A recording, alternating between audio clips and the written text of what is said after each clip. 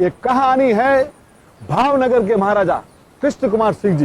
एक दिन सुबह सुबह उठ के टहलने जाते हैं और जब टहलने जा रहे हैं तो देखते हैं कि युवक को देखते हैं, लंबी दाढ़ी वाला, वो प्यार से ऊपर जौहरी है, पहचान लेते कि है तो हीरा। उसको बोलते हमारे यहाँ काम करोगे? वो बोलता है जो हुक्म अंदाता। तो बोले तुम्हारा नाम क्या है? बोला मेरा नाम मुबारक है। क्या नाम? बोला मुबारक। तो बोले मेरे यहाँ चलो। तो वो भेड़ बकरियां चरा रहा होता है। बोले अन्नदाता मैं आ जाऊंगा, पर आज मेरा काम जो दे रखा है, भेड़ बकरियां जिनके जिनके मालिक के उनके यहाँ पहुंचा के कल सुबह आपके यहाँ आऊंगा। महाराजा भी चकित रह जाते, 1800 गांव का धनी, और वो जब बोल रहा है फिर भी बोलता मैं कल आऊंगा। बोले कल आ जाओ। तो महाराजा का एक नीलम बाग है भावनगर में, आप जाएंगे तो आपको मिलेगा। तो महाराजा वहां प्रतीक्षा करते हैं, 1800 गांव का धनी उसका प्रतीक्षा कर रहा है, ईमानदार आया। बोले तुम ईमानदारी से काम करोगे? बोले साहब मेरी जब तक जान है ना तब तक तो मैं पूरा आपके ईमानदारी में। आप सोचिए मेहनत और ईमानदारी मुबारक की इतनी बढ़िया थी कि देखते देखते भावनगर कृष्ण कुमार जी महाराज साहब ने, उन्होंने क्या कहा था, अपनी तिजोरियों की चाबियां भी उनको दे दी। हाँ बात है, आप सोचिए क्या, उनको तिजोरियों की चाबी दे दी। और थोड़े दिनों बाद आप सुन के ताज्जुब करेंगे, महारानी को अवसर के लिए उनके पास सबसे बड़ा 9 लाख का हार था। तो वो हार लेने वो तिजोरी खोली गई और महारानी को वो तिजोरी का हार दिया गया। महारानी ने वो हार पहना। हार पहन के रात को जो अवसर आए तो वो रात को लेट आए।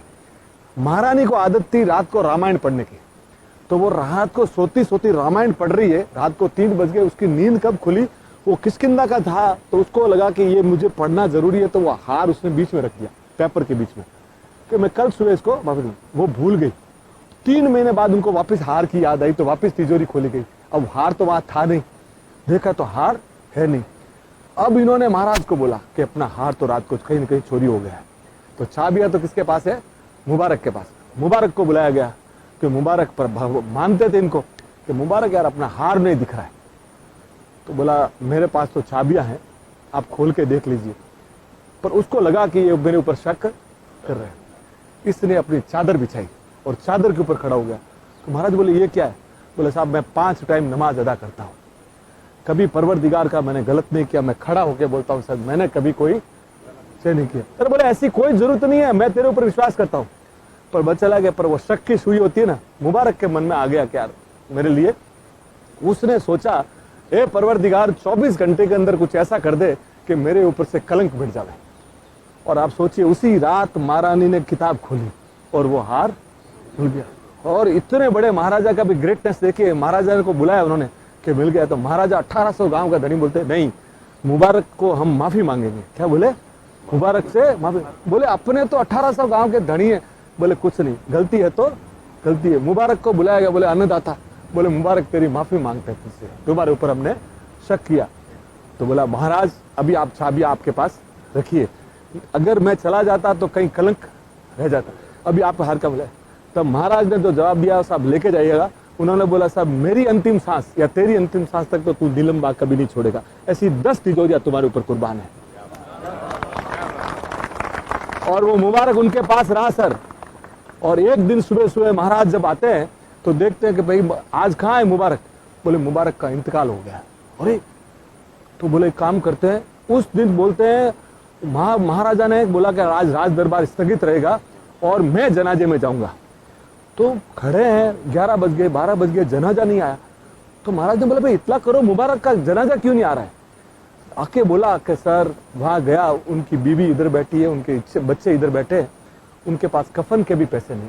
बोले क्या बात करते हो, मैं इतना पैसा देता था, गया का? बोले मुबारक की आदत थी सर, वो जितना पैसा आता था ना वो साधु संत फकीरों गरीबों में बांट देता था। तो बोले उसका घर कैसे चलता था? कि साहब रोज नीलम बाग में आप जो खाना खाते थे, इतना जो वेस्ट बनता था ना, जो बचता था ना, उसमें मुबारक अपने परिवार का पेट चलाता था, उसने कभी एक पैसा नहीं लिया। बोले क्या बात करते हो? बोले जिस दिन हम खाना नहीं खाते उस दिन वो पानी पी के सो गया आगे। पर उसने, तब महाराज के आंख में आंसू आ गया। उन्होंने बोला कि जनाजे के जो 4 कंधे होते हैं ना, उनको बोला गया कि 3 कंधे तो तुम आपस में बदलोगे। और राजकीय सम्मान दिया गया था उस जमाने में। और कि जब जनाजा यात्रा निकलते हुए महाराजा ने अपनी पगड़ी उतारी और ऊपर अपना रुमाल बांधा और पांव की जुतियां उतार दी सर। और पूरे जनाजे में महाराजा गए। और वहां जब कब्र में गया ना तो मिट्टी भी उन्होंने डाली। और आज भी अगर आप भावनगर जाएंगे ना तो वहां पे लिखा हुआ है the lock of Nilambag slips here.